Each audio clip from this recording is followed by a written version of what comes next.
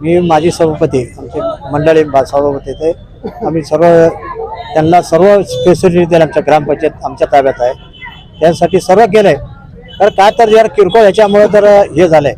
त्यांनी काय घरला झोपडपट्टी आणि हे दोन्ही समाज आहे तिथं येऊन जरा त्रास देतात. किराणा दुकानला ह्याला मारतात, कुठलं तर शेळी घेऊन जातात, दवाखान्यात जाताना तिथनं काय तर विस्कावून घेतात वाशिवणीला. त्यांना पण विचारत तुम्ही, त्यांना पण माहिती. किती वर्षापासून असं सुरू आहे हे काय 5-6 वर्ष चालू आहे. या संदर्भात तुम्ही पोलिसांना दिलंय तर त्यांनी घेत नाहीत, ऍक्शन घेत नाहीत.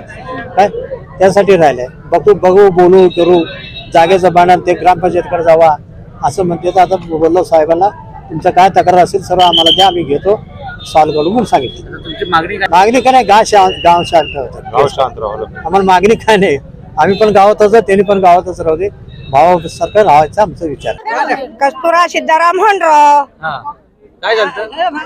घरी आमच्या घरात झाड होत, आंब्याचं झाड राहताना आंबे लागले होते. मग आमच्या घरात 4 नातू 1 सून.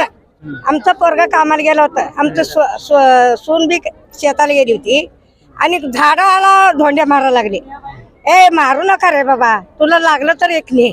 ए रांडा तुझं बापाच आहे का, जिमनीवर आहे असं म्हणून मला बॅट उचलला.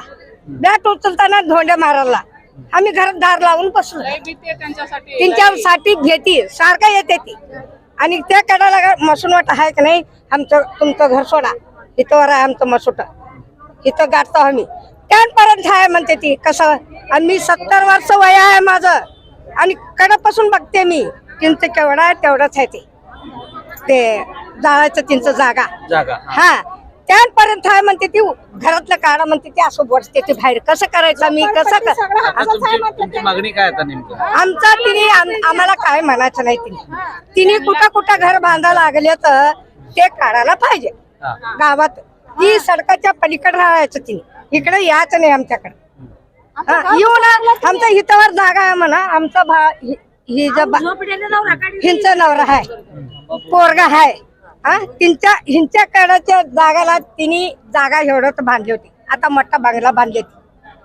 आमचं जागा हितवर आहे म्हणून ते पोराला मारले, टाकी पडलं, हिच्या नवऱ्याला मारलं. मी नारळाचा शाळेचा धंदा करते ब्रिज खाली, कुंभारीच्या ब्रिज खाली. मी धंदा टाकल्यावर ते पारदुरीचे लोक घरी येऊन म्हणतात आम्ही केलेला धंदा तुम्ही करायचा नाही, तुमच्या बापाचा आहे का, हे सगळं मड्डी वस्ती आमचं आहे म्हणून सांगते त्यांनी. आम्ही करून खायचं नाही, त्यांनीच करून खाऊ दे का.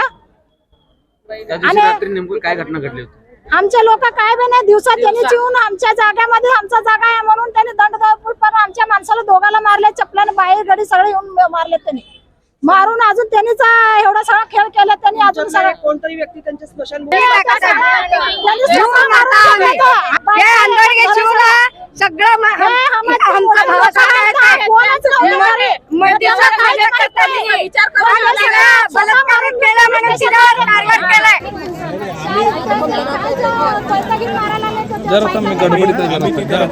फोर्स ठेवलेला आहे. पोलीस चौकी आम्ही तिथे आता ते दवाखाने तिकडे ते रोडला आहे तर ते आम्ही त्या दवाखान्याला सोडत नाही असं त्यांनी म्हणते. तर ते लोकांपासून आम्हाला सावध राहायला लई मुश्किल आहे. लहान लेकरं सुद्धा गेले तर आम्हाला तिथं हे अजिबात नाहीये. मोठे सुद्धा भिवून जात नाहीये ते साहेब. तुम्ही सांगता मान्य आहे, ते म्हणत नाही मी. म्हणजे आमच्या गावावर त्यांनी आता त्यांना हल्ला केला तर पुढे आम्हाला करत नाही. कशावर आमचं स्वतःच जागा असून आमच्यावर कब्जा करतात त्यांनी. कशासाठी ते विचारायला लागेल ना साहेब. विचारायला गेल्यावर त्यांनी फोडफाड केलं तर त्यांनी मारून घेतलं तर. आणि आमच्या लोकांवर समजा आमच्या लोकांना पोलीस स्टेशन मध्ये ठेवल्यावर आमच्या घरातले बाया काय करायचं? आमच्याकडे व्हिडिओ फुटेज आहे, आमच्याकडे व्हिडिओ शूटिंग आहे, आहे ना. नाही म्हणत नाही मी साहेब, ते केल्यावरच केलं असेल ना माणूस. अगोदर पुढचा माणूस केल्याशिवाय मागचा माणूस करत नसते. अगोदर तिकडला आल्यावर वार तेव्हाच माणूस केलेला असते. ते त्यांनी विचार करून करावं लागेल. बरोबर आहे.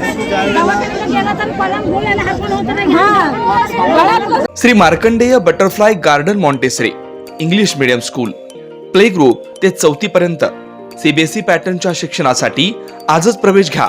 मोबाईल क्रमांक 8668 34 49 79.